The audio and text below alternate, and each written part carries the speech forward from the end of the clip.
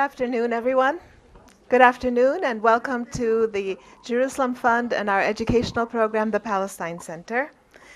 My name is Zaina Azzam, and I'm the executive director here, and welcome also to our online audience. Today, we are so pleased to host a special guest, Ambassador Man Rashid Arakat, who is a chief PLO representative to the United States. It's indeed our honor to have you with us today, Ambassador Arakat. He will speak about the urgent need for a paradigm shift in resolving the Palestinian-Israeli conflict. He posits that after the peace process over the last 22 years, since the famous handshake between Arafat and Rabin in front of the White House, the world needs to rethink this bilateral process, sponsored mainly by the United States, and implement a multilateral international approach to resolving the conflict. Ambassador Arakat would like to speak for about 15 or 20 minutes and leave the rest of the time for your questions. Our live stream audience can submit questions to our Twitter handle, which is @Palestine Center. May I ask you all to silence your phones, please? So let me introduce our special guest today. Ambassador Man Rashid Arakat is the Chief PLO representative to the United States.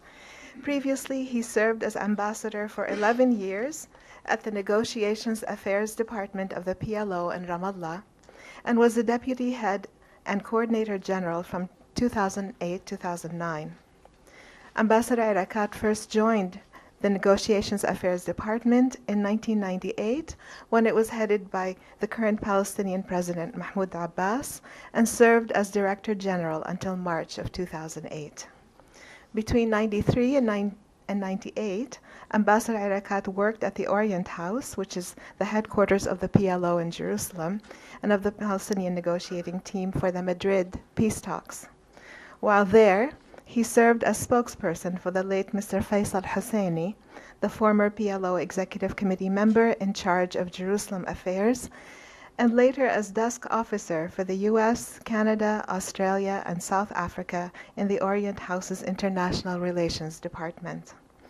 As chief representative, he took part in the Palestinian-Israeli negotiations at Beit Hanun, Erez in Gaza, and Taba in Egypt in 1996, in Jerusalem in 1997, and was an official member of the Palestinian delegation at the Wye River negotiations in 1998. Ambassador Arakat has traveled extensively on official visits to Washington, D.C. and several European capitals. The title of his talk today is Shifting the Paradigm. Please help me in warmly welcoming Ambassador Man Arakat.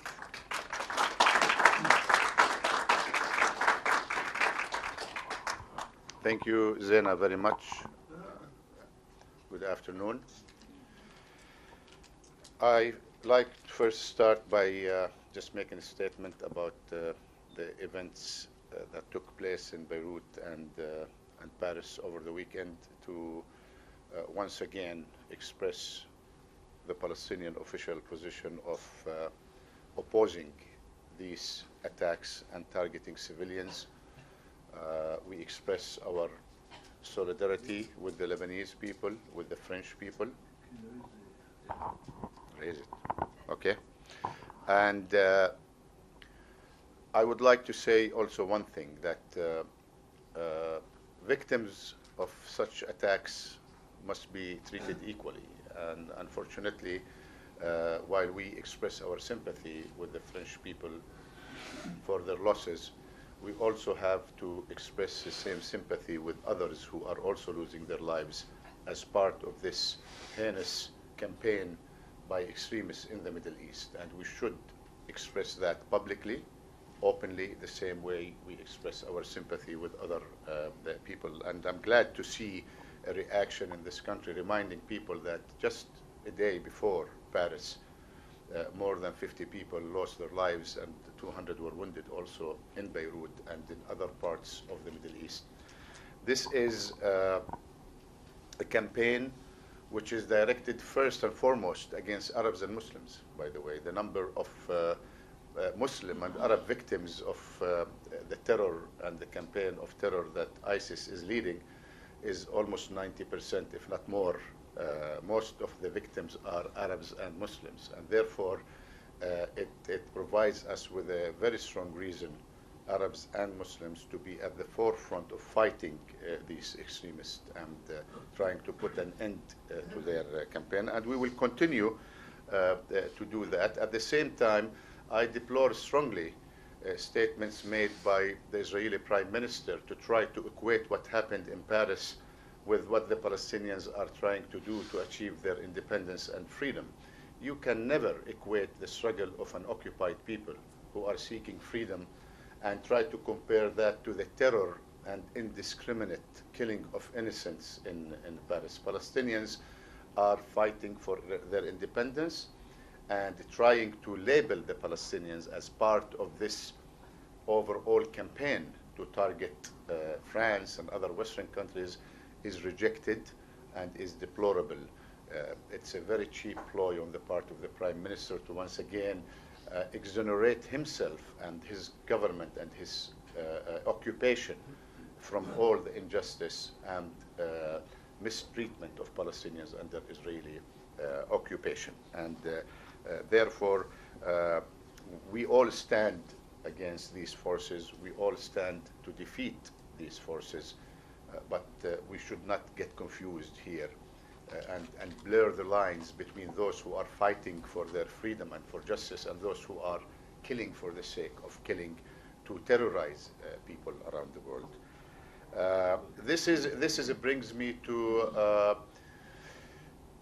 a very disturbing phenomena that we have seen during the recent violence that broke out in Palestine, Jerusalem, and Israel since the beginning of September.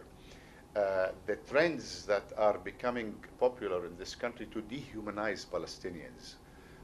You hear it from members of Congress, such as Senator Ted Cruz and Mark Rubio and other members of Congress. You hear it from official media. Unfortunately, sometimes the administration also, I would say inadvertently get into this by dehumanizing the Palestinians and trying to lessen the suffering of our people when they talk about the violence that broke out. We have unfortunately become mere numbers. When they want to report the number of casualties, we all took math at some point at school. When you conduct a poll, you don't start by saying 10% support Hillary Clinton and 70% support, let's assume that Donald Trump will be the contender, that 70% people start with the large number, go to the lower number. When they report the number of casualties, also 12 Israelis were killed and scores were wounded. Also, 80 Palestinians were also killed, half of them attacking Israelis or attacking soldiers or police. The fact that they present it in a way like that is trying to give the impression that Palestinian lives don't matter, that we are just numbers, and Israeli lives matter more than Palestinian lives, more precious than Palestinian lives. And this is a trend that should be rejected strongly. We should reject it if it comes from a member of Congress, if it comes from the administration, if it comes from the media, any circle in this country to try to dehumanize the Palestinians and turn them into mere numbers in this conflict. The level of suffering of Palestinians under Israeli occupation is unprecedented.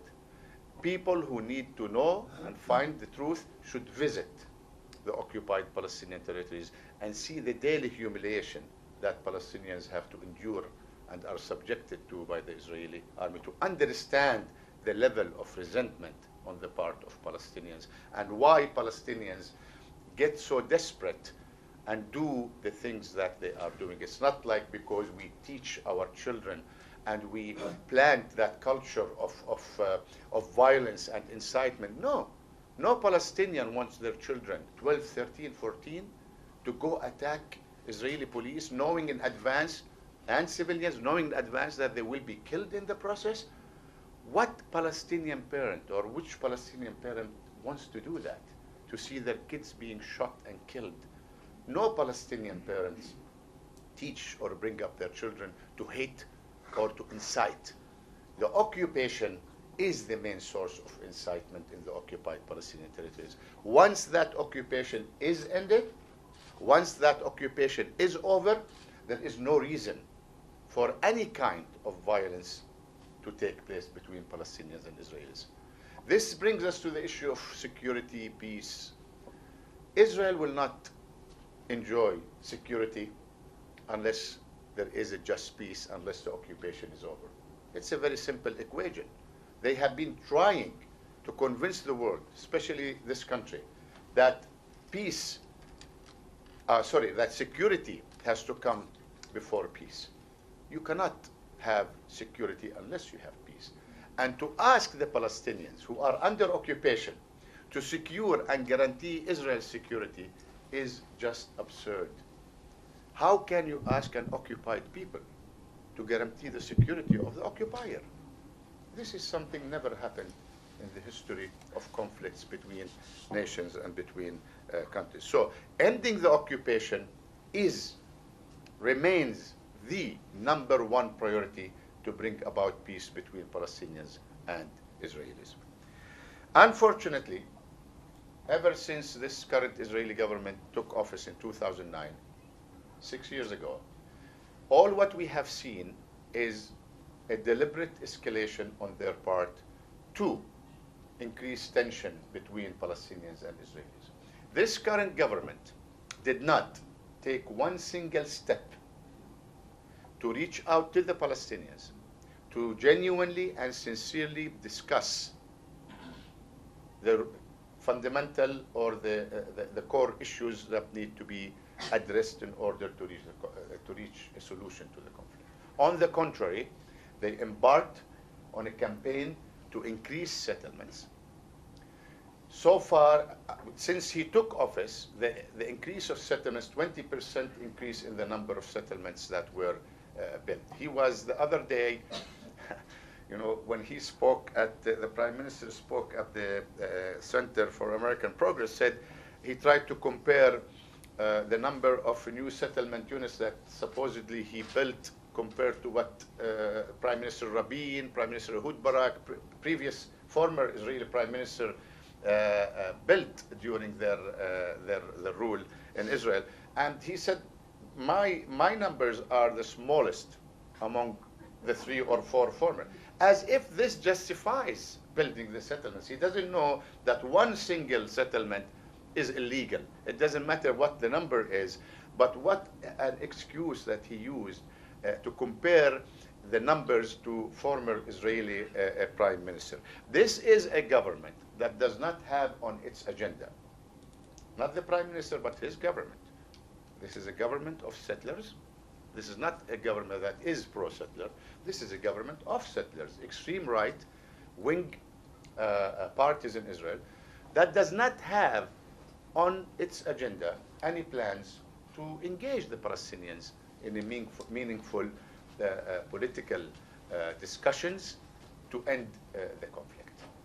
The Prime Minister of Israel ideologically is opposed to the idea of the creation of a Palestinian state. He said it clearly, and I respect his honesty, on the eve of the Israeli elections. He said it clearly that a Palestinian state will not be established on my watch. And when the international community and the United States, reacted to his statements, he started to backtrack. He was here last week trying to convince the Obama administration that, oh no, I am in favor of a two-state solution. It's one thing to talk about it, another to really take steps to do it. And the steps he is taking on the ground are only meant to preempt and prevent the Palestinians from establishing their state and to kill, if not already, he managed to kill the two-state solution. Netanyahu said it clearly and really worked hard to change the terms of reference for whatever political process existed between the Palestinians and the Israelis. He wanted to create his own terms of reference. Once by asking us to recognize Israel as a Jewish state, another by calling for us to be demilitarized, setting all these preconditions, and then he comes out publicly and says, I'm willing to sit with the Palestinians without any conditions. After he, of course, laid down 6 or 7 conditions for what a Palestinian state should look like as a result of these negotiations. So we are not at all encouraged by the actions and the policies of this Israeli government. I think what we are witnessing as well is a very alarming trend within the Israeli society. That if I were an Israeli, if I were an American Jew or any Jew living around the world, I should be concerned about where is Israel or where Israel is going. I would really be very concerned about the direction Israel is taking. The level of racism that we have seen over the last month and a half, the level of intolerance, the level of incitement. They talk about Palestinian incitement. And we answer them, the occupation is the main source of incitement. The source, the reason that Palestinians act the way they act, the checkpost, the humiliation, the killing, the indiscriminate measures that they take, the collective punishment, the demolishing of homes, all these measures, create resentment on the part of the Palestinians. But the level of incitement within the Israeli society, within the Israeli cabinet, within the Israeli parliament, calls by elected members of Israel to take unprecedented measures against Palestinians and to try to impose more severe collective punishment and all the chants of death that you've heard and you saw on YouTube when Palestinians were wounded, lying down on the roadsides without being offered any medical assistance. All that should be a cause of concern for Israelis, because Israel is drifting more to the right, and they are promoting racism within their ranks in a way that we have not seen before. I should be worried if I were an Israeli about the direction of their country. And they are leading an official campaign of incitement against us. Yes, I admit that you hear once in a while a Palestinian saying something that could amount to incitement. The press write about it. Today I received, just on my way here, an email from a good friend of mine who is the head of a Jewish American organization, clarifying something that a local Palestinian newspaper might have published about what happened in Paris. Somebody can sometimes come up with crazy ideas that, accusing the Mossad, the Israeli Mossad, to be behind what happened in Paris and things like that. He wanted clarification, and I told him I'll do that with pleasure, and I will send him clarification later. But this is something that was reported in the press. Maybe they took it from somebody else. While in Israel, you hear it from the mouth of members of the cabinet, from chief rabbis, from members of the Knesset. And they keep us on the defensive by accusing us of creating that culture of violence and hate among our people. On the US, I think a major reason why we don't have a solution is the fact that the United States has failed to hold Israel accountable. There's no question about it. No question about it. Israel has been shielded by the United States at international organizations and other United Nations fora. Without holding Israel accountable, without making it clear to the Israelis that their actions will have consequences, Israel will not stop. Somebody the other day told me it's like a spoiled brat kid, I mean, if they keep doing things and instead of spanking them or keeping them in their room, no Xbox, no PlayStation, nothing, they will not stop. If you keep turning your eyes the other way and not trying to tell them that what they are doing is wrong, they will continue doing it. If you keep giving them chocolate, you keep giving them carrots, they will take it and will say, thank you. And this is exactly what we are seeing today. Israel cashing in on the Iran-US agreement, or the agreement, the nuclear agreement. Israel, a prime minister who came to this country, challenged the elected president of the United States, tried to turn the American people against their elected leadership, is received with warmth. And his request will be considered. $40 to $50 billion from 2018 to 2028, as if this country doesn't need the money to improve different conditions here. And for what? To keep Israel's military qualitative edge. What does that mean? What does that mean when U.S. officials keep talking about maintaining Israel's qualitative edge militarily against all its neighbors combined, creating a bully in the Middle East? That's what it means. Someone who can bully everybody, not only the Palestinians, but everybody in the Middle East. Why do we want to continue to arm Israel when they are already armed to the teeth? And you are talking about a country that does not use U.S. weapons responsibly. We saw what happened in Gaza last year. We saw them previously, what they did, cluster bombs, napalms, you name it. They never adhered to U.S. laws using all these prohibited and banned weapons against Palestinians, Lebanese, anybody in the region. Why does the United States need to arm Israel this way in order to protect Israel? They can do that not through arming them and giving them billions of dollars of military assistance.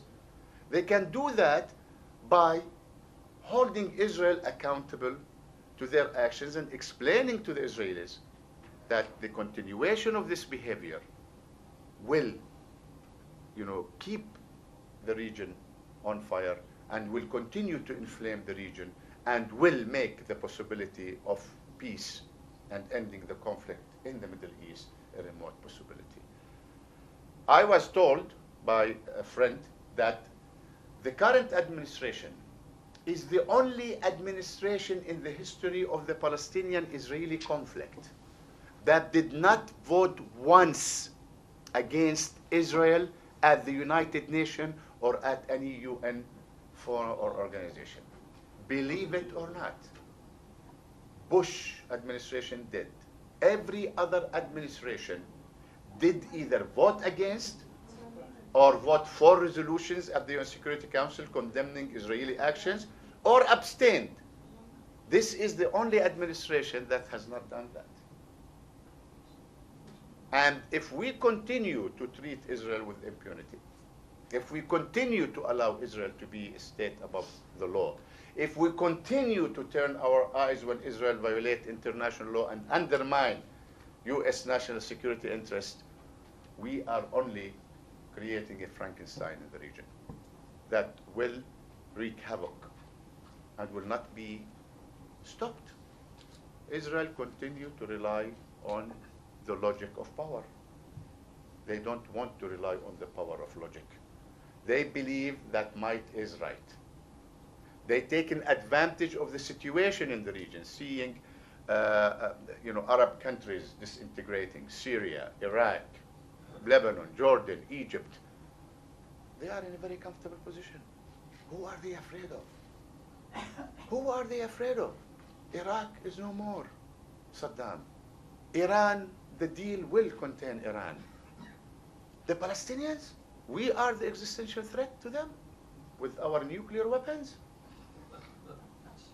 Why can't the Israelis take advantage of this situation and say, okay, well, maybe we can sit and end the conflict instead of prolonging it?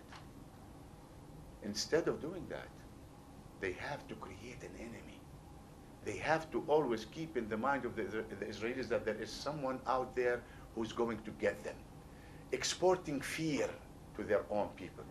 This is the only way that they can survive, is by exporting fear. Now, after Iran is gone, after Iraq is gone, after Hezbollah is busy in Syria, how can we do that? Oh, the Palestinians. The connection between Palestinians and Nazis. We have connections with the Nazis. Accusing the Palestinians of coming up with the idea of one of the most horrible crimes in humankind's history, and trying to continue to portray us as an existential threat to the Palestinians. Now, he backtracked, the prime minister, but he knew what he was doing. He wanted to create in the mind of Israelis that this existing Palestinian leadership is an extension of that leadership that met with Hitler at the time. Nobody knows what happened during that meeting. Nobody knows what was the purpose, but definitely the Palestinians at large, with their actions that followed the Second World War Holocaust, we opened up our doors mostly for Jewish immigrants who came there. My grandfather was a partner with a Jew in Palestine before 1948. My mother tells me stories about how they lived in harmony. I think we Palestinians are the only people in the world at the time of this horrible crime who really opened their doors and welcomed Jews to come to live safely there. So all these efforts to again portray the Palestinians as evil, and to portray this conflict as between the forces of darkness, is very dangerous. We don't want to turn this into a religious conflict. Israel doesn't benefit from that, nor do we. Why are the Israelis insisting on recognizing them as a Jewish state? Why are they insisting on keeping these provocations at Al-Aqsa Mosque, Al-Haram al-Sharif? Why? Until yesterday, I just read a report that they secretly smuggled few Israelis into Al-Haram al-Sharif compound, and they prayed secretly. Why? How does this benefit Israel, especially in light of what is going on in the region? So the United States needs to understand that this format of bilateral negotiations, supervised by the United States for 22 years, did not yield the desired results. They have to accept that fact and be able to change and shift the paradigm. Unless this effort is turned into a multilateral, international effort, there will be no peace in the region. Because the United States has to allow other international players, the United Nations, Europe, and others, regional Arab countries, to be involved in these negotiations. By claiming monopoly, insisting on having monopoly over these negotiations, the U.S. is not serving its long-term interest in the region by finding a resolution to this conflict soon. So we are Palestinians taking steps to internationalize the conflict. That's why we joined the United Nations as a non-member state in 2012. We failed in 2011, of course, because of U.S. opposition and resistance. And that's why we are taking cases to the International Criminal Court. And we will continue to do that because we are defenseless. Nobody is defending us. We are a people under occupation, and nobody is defending us. So why can't we resort to the United Nations? Why can't we resort to the International Criminal Court? Why can't we go to the UN Human Rights Council and say, we want you to invoke the Fourth Geneva Convention in the occupied Palestinian territories? Why can't we do that? These are all peaceful, diplomatic, non-violent efforts. Why should they be opposed by the United States and by any other country? We will continue on that path. This is one. Secondly, President Abbas' speech at the United Nations was misunderstood by many in this country. He didn't say, I am declaring the Oslo Accords obsolete, null and void. He said, unless Israel adheres to the signed agreements, the Palestinians cannot. This is a bilateral agreement between two sides. It requires both to implement them. Israel has not been implementing this agreement for many years now. On the contrary, They have been consolidating their occupation, consolidating their settlement enterprise, and gradually but surely killing any possibility of an independent sovereign Palestinian state. And they are only receiving what the Palestinians are doing without paying the price or reciprocating by meeting their obligations. So why should we continue to be committed if the Israelis are not committed? The Oslo Accords are not only security cooperation. You know, when you talk to people here in this country, and this is the only subject of interest to many members of Congress when I meet them, is security, because they care very much about what Israel's security is.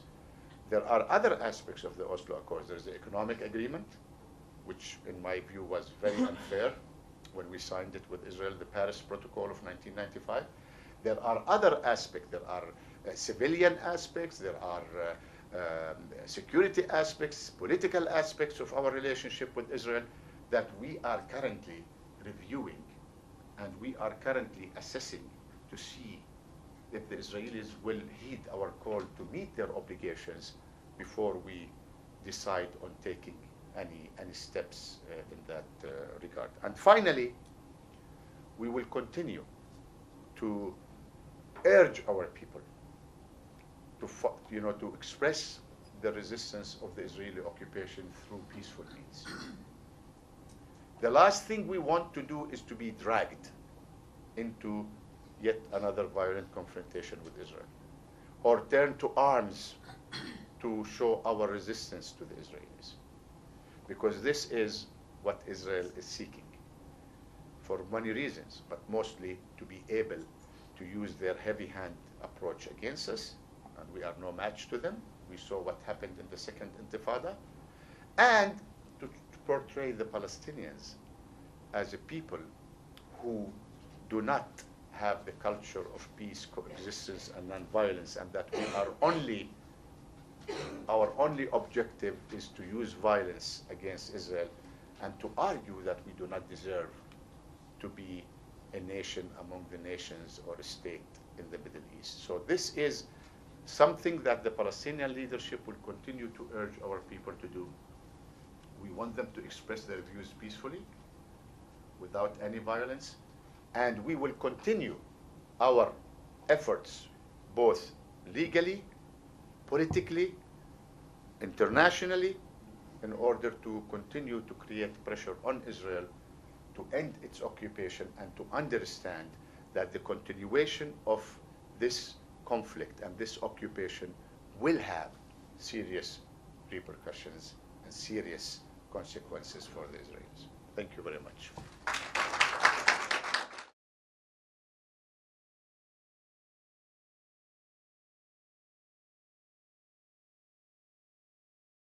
Thank you so much, Ambassador Erakat. We'll open the floor for questions now. We'll start with you back there. In your opening statement, you said 90% of the Is it possible to introduce yourselves? If it's possible, unless you want to be anonymous.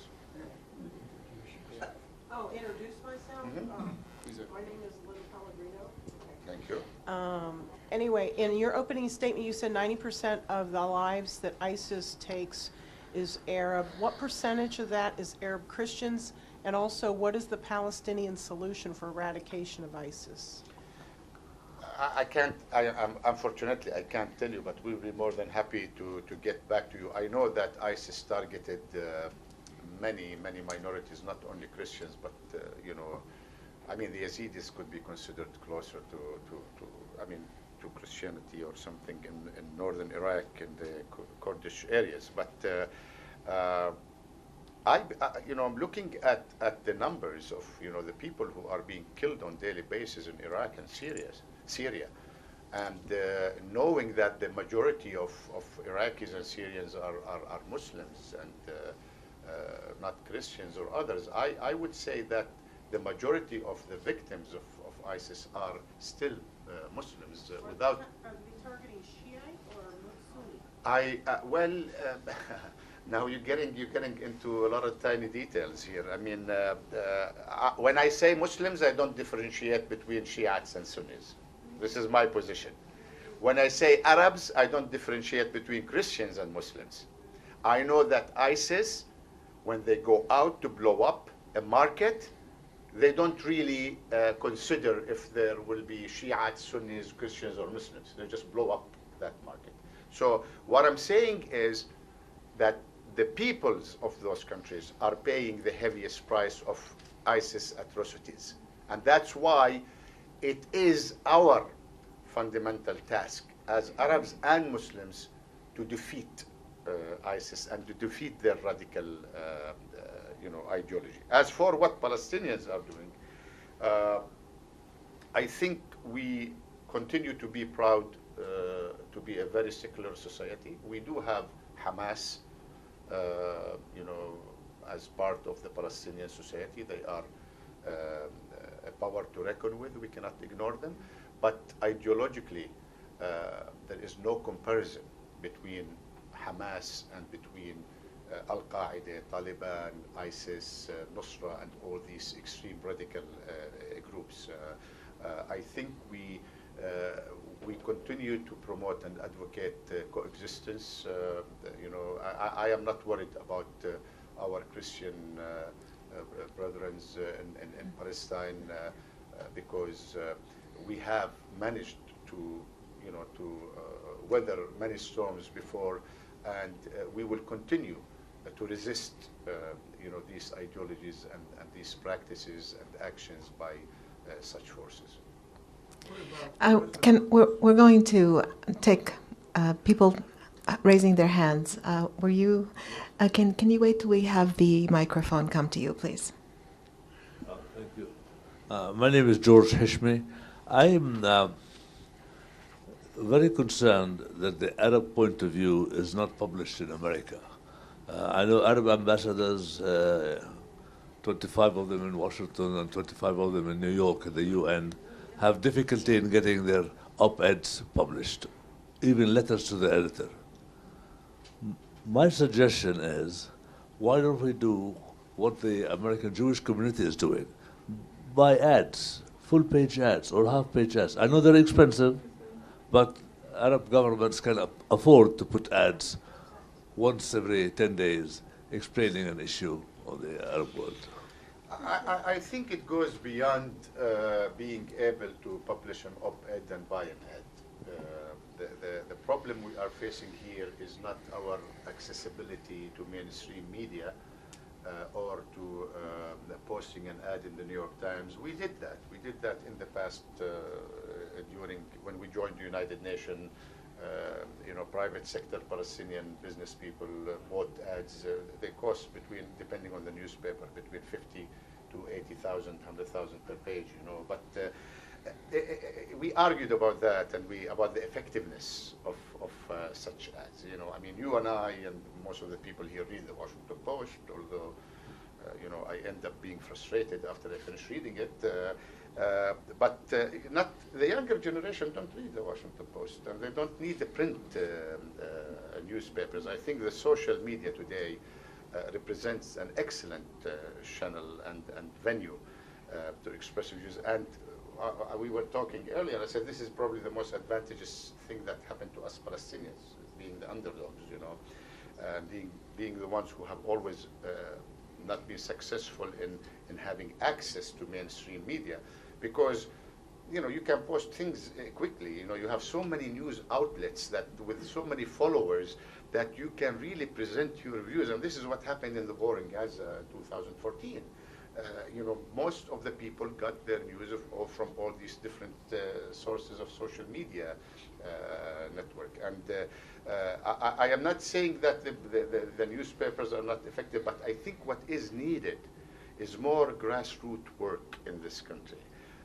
I always tell people, you are surprised to know that the backbone of Israel's support in this country is not the American Jewish community.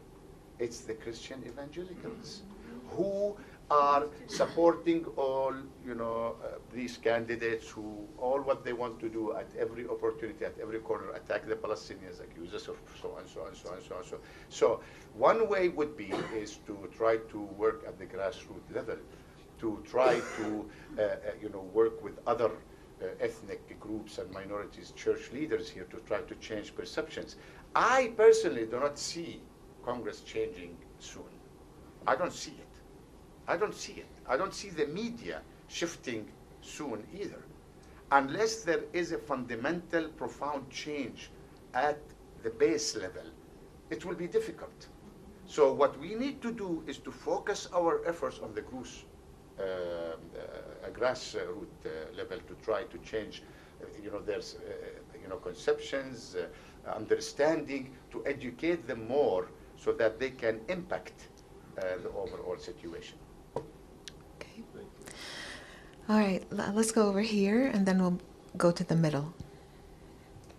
My name is Allison Glick, and in terms of talking about a new paradigm, it seems to me that one thing that's been lacking that would really make a qualitatively new paradigm is for there to be a unity government with the PLO and Hamas.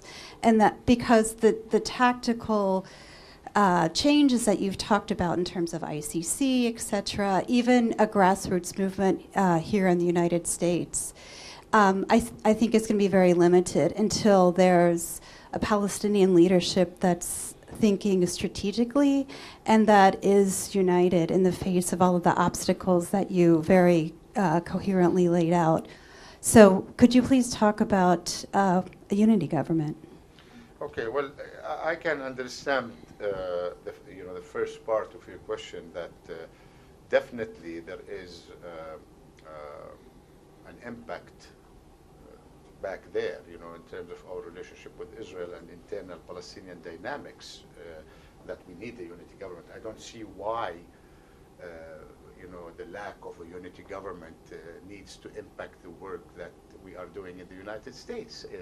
After all, you are defending a right of a people under occupation to be independent. So why do we need to import, the differences among Palestinians there and have them reflect on our efforts in this country in a way that they will hamper them and undermine them? I don't understand that, and I always in my talk with my community, I tell them, do not import the differences. Focus on a common denominator. You are defending the right of the Palestinian people to be free, to end the Israeli occupation, to allow our people to live in peace and dignity.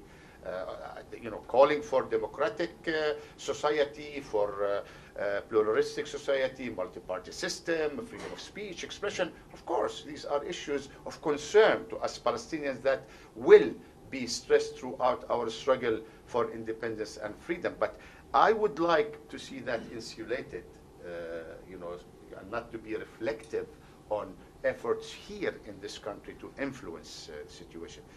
Israel uses Palestinian division as a pretext not to negotiate. When we tried to make up with Hamas and signed an agreement, Prime Minister Netanyahu came out and said, Abu Mazen, President Abbas has to choose between Hamas or peace. And we told them, we are confused.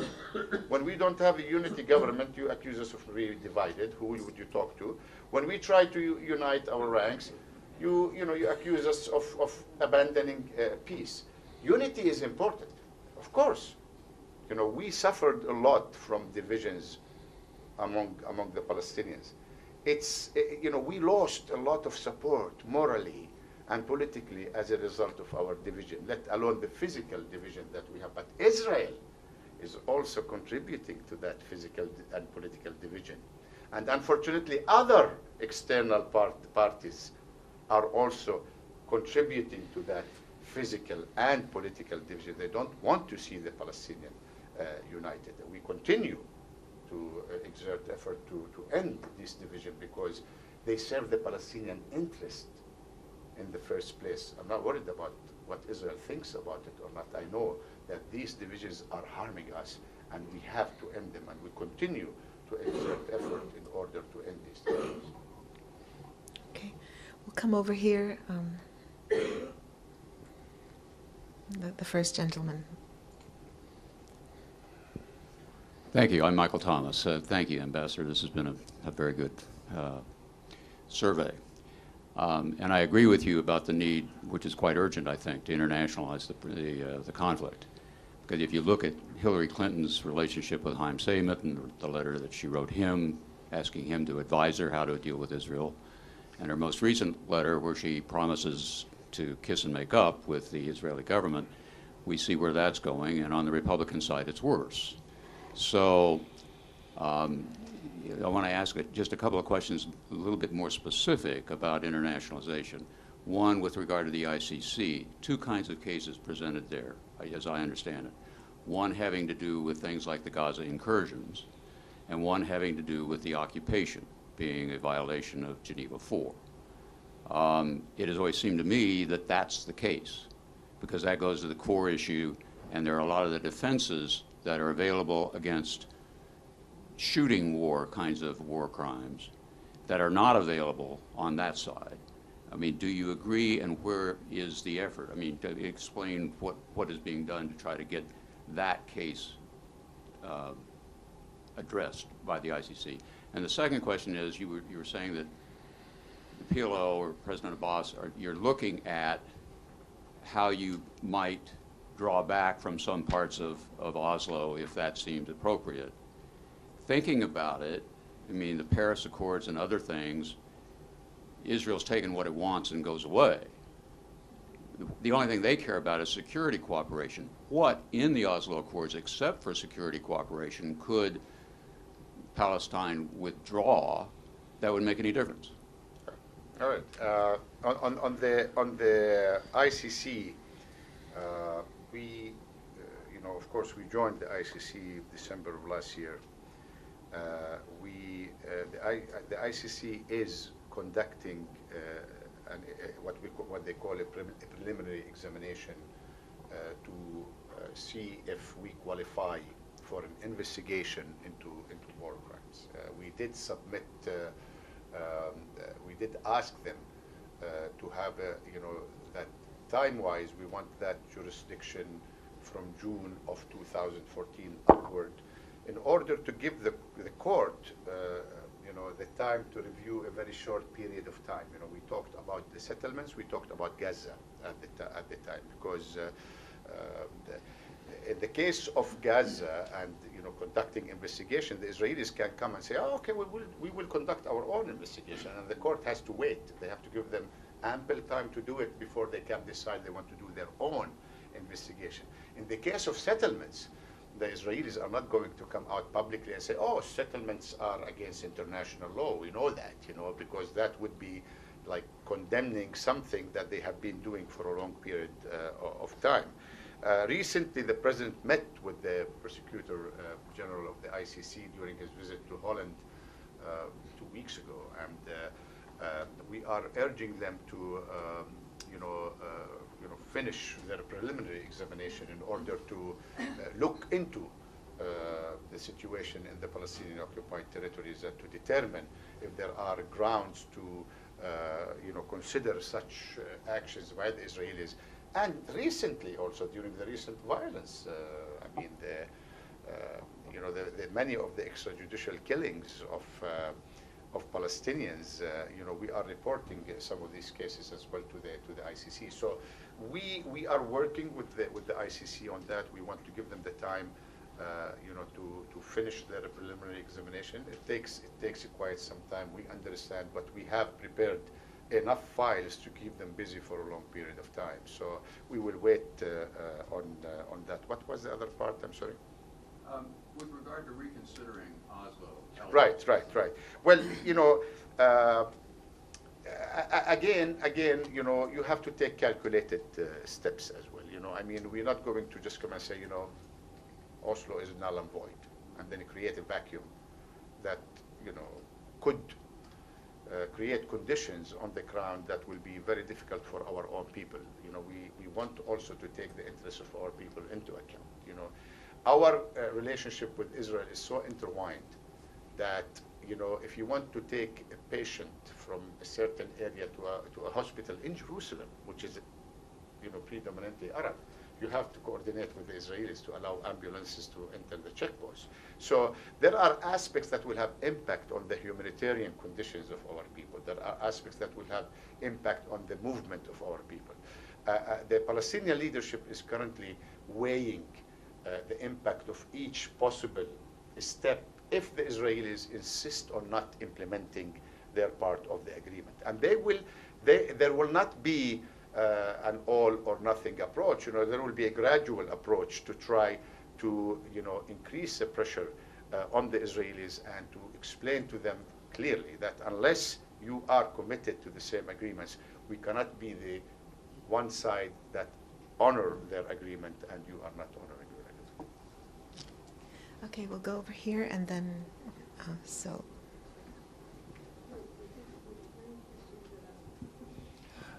Hi, my name is Charles Spencer.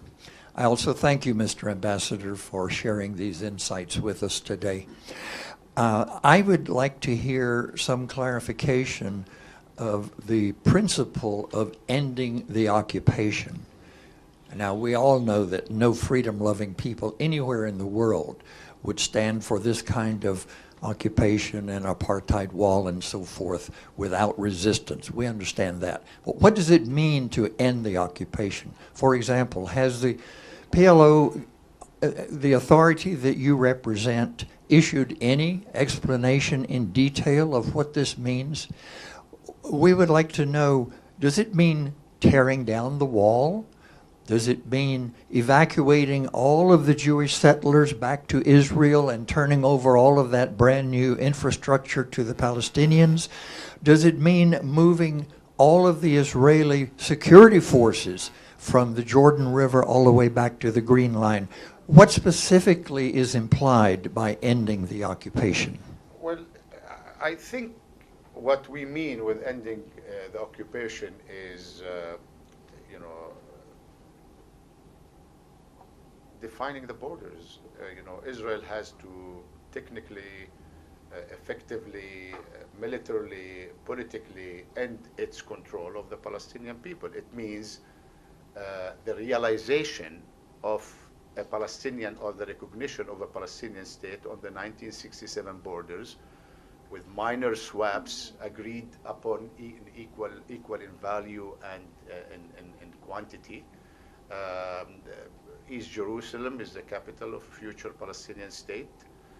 We have, entertained many ideas in the past about the old city of Jerusalem, where all the holy sites. We talked about creating a special regime that will respect the rights of Jews, Christians, and Muslims. That there will be unhindered access in and out of the old city for the residents of the old city. We talked about a just and agreed solution to the Palestinian refugee problem based on UN General Assembly 194 as stipulated in the Arab Peace Initiative that was approved in 2002. So, implementing all these parameters. The settlers, our position is very clear. No single Israeli settlement is legal. All settlements are illegal. Our position is to evacuate these settlements because they were built illegally on Palestinian land, confiscated from their owners, and we insist to treat settlements as illegal.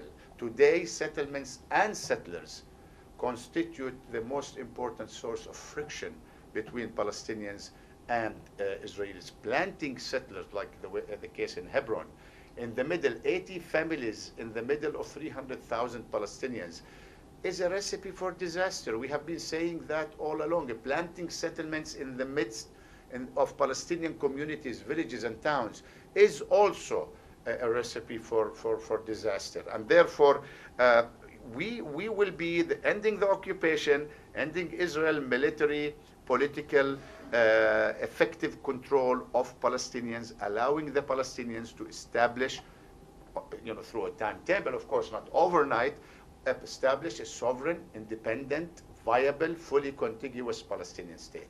And the parameters, I'm sure you are aware of them, you seem to be informed, and just implementing all these parameters that will end the conflict once and for all. Over here. Thank you, Mr. Ambassador. My name is Muhammad. I'm Palestinian from Nablus. My question is that you mentioned something that I found very important and vital for the work that Palestinians are trying to do, especially in DC, since I moved here, the grassroots movement, or all the kind of work with the grassroots. How do you see the level of coordination and cooperation between the PLO representatives and the groups that work inside campuses, organizations, everywhere? Thank you. Well, I mean, we extend our hands to anybody who wants to, you know, include us in their work or include us in their activities.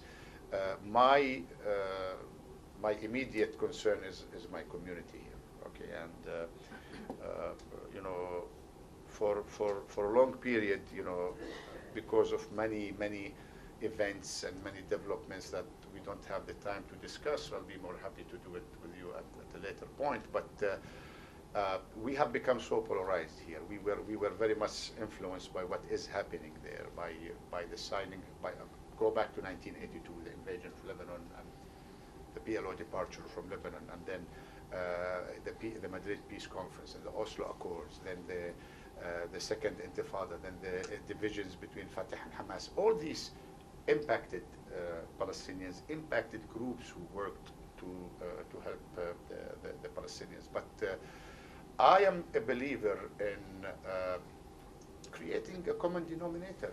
You know, I mean, I talk to Palestinians who are critical of the PLO, who attack us, who accuse us of not doing enough politically, etc. And I'm open for this criticism. I encourage that criticism, constructive criticism, in order to provide advice for us.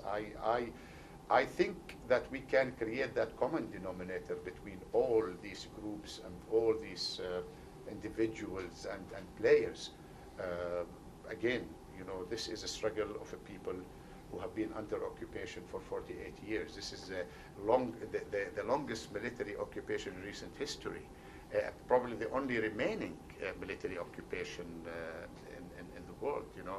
And you know, to defend the right of the Palestinians to self-determination, independence, and statehood should constitute a common denominator between all those who seek justice and equality for the Palestinians. And I don't think that you will ever be able to completely neutralize the differences, the political differences on the approach on what we should do, what we shouldn't do, especially among the Palestinian community. But it shouldn't be a reason or a pretext for not doing what we can to defend the right of our people to be independent and free. There are so many forces in the United States, a lot of them American Jewish groups who are doing an excellent job. There are, you know, End the Israeli Occupation, Jewish Voice for Peace, you know. Then you have the student movement on campuses, Students for Justice in Palestine. All these, you know, let me stress one thing here. We are not trying to delegitimize Israel or the Israeli people. I mean, you know, they are already a recognized member state of the United Nations. They're recognized by so many countries. Thank for the Oslo Accords that opened the door for them to be recognized by 100+ countries. At the time of Oslo, I think they were recognized by 62 countries at the time. But we are not in the business of delegitimizing Israel or the Israeli people. We are in the business of delegitimizing their occupation and their settlement enterprise in the Palestinian occupied territories. And we have every right to do whatever we can, peacefully, politically, legally, to fight Israel's occupation and Israel's settlement enterprise. So this is something that we should all agree on. It shouldn't be an issue of contention. We have time for just a couple more questions. Let's go to that side of the room. Yes, over there. So, hi, I'm Richard Moss, and it seems like there is a history of the post-World War II in which the narrative of labor settlers and coming out of Germany, and a forgotten history also of King David Hotel, Stern Group, the leadership, and most just closer in generation to other people in the room, Shaba and Shatila, and that history seems to be largely silenced, and perhaps there'd be an advantage in bringing it forward, because settlers, a nice convenient word, land grab, there might be a spectrum disorder towards criminality, but that's all. Okay, well, you know, this is what I always say, the difference between us today, Palestinians, and between people like Prime Minister Netanyahu and his government, that we are trying to look forward, to try to create conditions for our children and our people to live in dignity, and also provide that opportunity for the Israelis as well to live in peace with us, and both security. We need security as much as they need security, especially if we are living next to such a powerful neighbor. So we try to be forward-looking. Every time they talk, they go 3,000 years, 3,500 years, as if we cannot do the same thing. We can do the same thing. So talking about all these stations of our conflict with them that will only bring out resentment and pain and suffering, whether it's things that we did to them or things that they did to us, is not going to be conducive to putting an end to conflict. I'm not saying that we are forgetting that. I'm not saying that we should forget that. However, if we want to move forward, we need to look to the future and try to create conditions that will allow both peoples to live in dignity, in respect, mutual security, as good neighbors. This is what we are trying to do. It is ironic that the occupied are trying to promote that, while the occupiers are insisting on controlling and subjugating 4 million Palestinians against their will. But we will continue to do that because eventually, I believe, the rest of the world will believe that we are genuine in our intentions and our objectives. And you'll forgive me, it's just a literary concern with silence. It's just like, my statement was a concern about silences from a literary point of view. No, I mean, we did mark Sabra and Shatil. We mark all our but we don't want them to become a reason to dwell and to make them a reason to create mistrust and lack of confidence. We need to move forward. Okay. Well, we have time for one more question. Can you wait till the microphone comes to you right in front?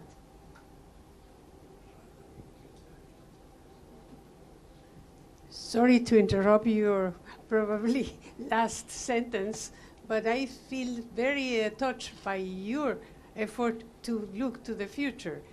I think that because America is always interested in future, so I think that isn't that any plan that the same way as Mr. Netanyahu went to the Congress without permission or anything and talk, is that that people like you with this fantastic hope that there will be peace for your children and that you are just looking for that, will have a chance? I mean, I personally would be more than happy to do that if I get an invitation, I think break and take a battalion of SWAT team and go there. No, I think